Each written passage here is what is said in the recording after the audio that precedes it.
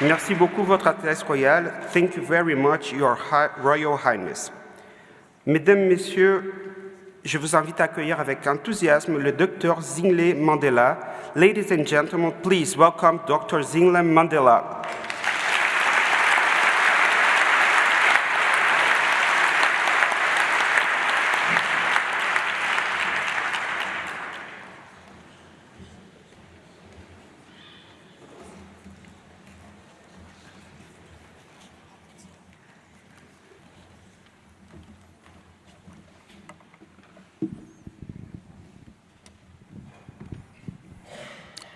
Madam President of Sorbonne University, Your Royal Highness, my dear Jean-Yves Olivier, distinguished professors, students, and guests, I am pleased to congratulate all of you on obtaining your diplomas, and I extend my best wishes for all your future endeavors.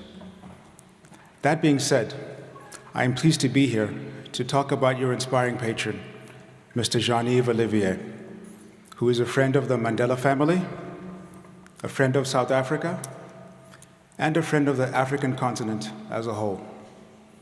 Let me take you back to the 1980s, when many of you were yet to be born. It was the Cold War era. Southern Africa was trapped in a system of intertwined conflicts. The civil wars in Angola and Mozambique, the occupation of Namibia, and above all, apartheid in South Africa, which denied a majority of women and men their dignity. Many believed at the time that the resolution of these crises would come through military victory of the stronger over the weaker. Jean-Yves Olivier, a businessman skilled in negotiations who had come to South Africa for professional reasons, held a deep conviction. It was essential to contribute to the end of apartheid without letting the country descend into a civil war similar to the one he had experienced as a youth growing up in Algeria.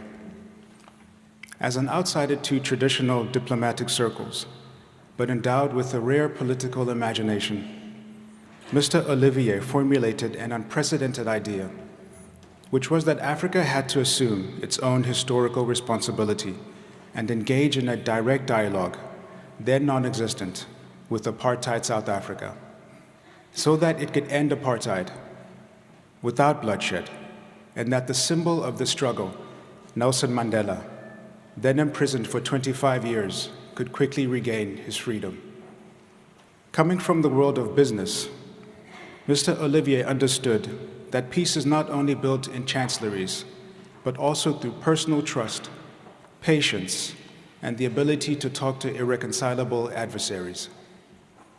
A pioneer at the time, the Republic of Congo, a major South African freedom supporter, was in 1987 the first to trust Jean-Yves by secretly receiving South African dignitaries from the apartheid regime in Brazzaville in his presence. This gesture was unheard of at the time, especially since Congo was the leading country of the Refusal Front, which vigorously rejected any contact with white South Africa.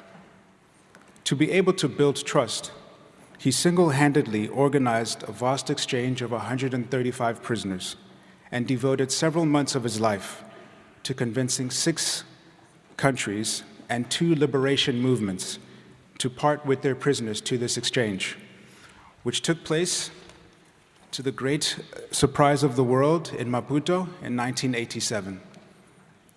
After this demonstration of his ability and having gained the full trust of all parties involved, he was then able to negotiate on December 13, 1988, the Brazzaville Protocol, a decisive step in an international process involving Angola, Cuba, South Africa, and the United States of America. It is remarkable that for the first and last time of contemporary history, that Cuba and the United States of America accepted a seat at the same table.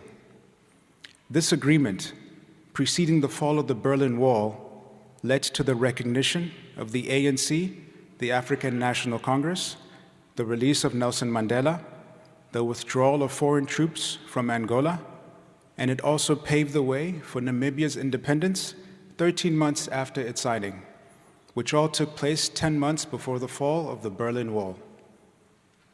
Jean-Yves Olivier was the inspiration and driving force behind the Brazzaville Protocol.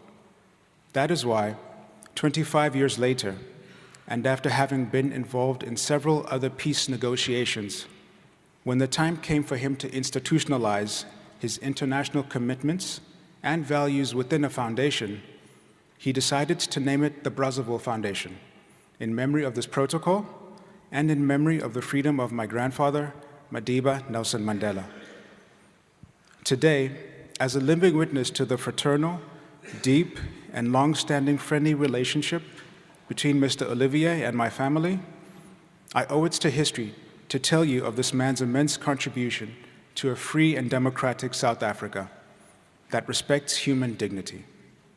From my grandfather Madiba to myself, to my grandmother Mrs. Winnie Mandela, and my mother Zinhle Mandela-Dlamini, we are proud of the friendship we have with Jean-Yves Olivier.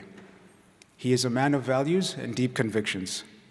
That is why he was honored by my grandfather, who awarded him the highest honor in South Africa, immediately after he became president of South Africa in 1995. Dear students, kindly be proud of this gentleman for his achievements from the very beginning, when he succeeded in bringing enemies to become partners in a dialogue for peace, to current valuable missions of the Brazzaville Foundation. It is largely thanks to Jean-Yves that this Brazzaville Agreement, which changed the face of Africa, spared so much suffering, restored dignity to so many women and men, was able to become a reality. One of the main legacies of Jean-Yves Olivier is based on the conviction that peace, health, a sustainable environment, and a good education remain the primary conditions for complete fulfillment of human beings. These are the pillars of the Brazzaville Foundation. I thank you very much. Merci beaucoup. Bonne chance.